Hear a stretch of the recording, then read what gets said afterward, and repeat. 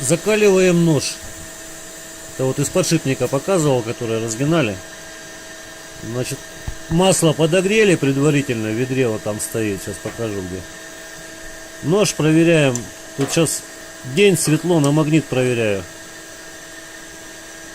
Так можно по цвету вот примерно. А тут как только перестает магнититься, значит хватит. Особенно режущая кромка. Вот. Все, уже не магнитится.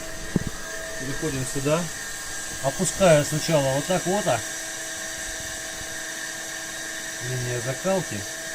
Теперь немножко высушиваем. И окунаем целиком. В этот момент главное не шевелить, иначе поведет. И немножечко искривится.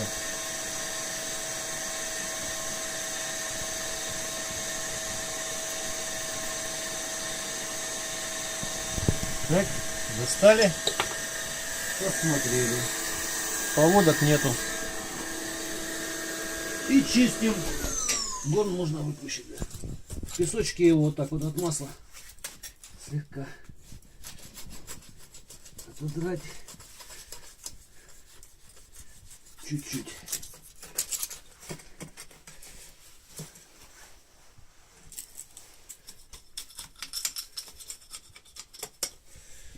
Ну вот. Ниже, ниже, ниже. Вот. Ну, сейчас вот попробуем. Закалился. Ну, вот.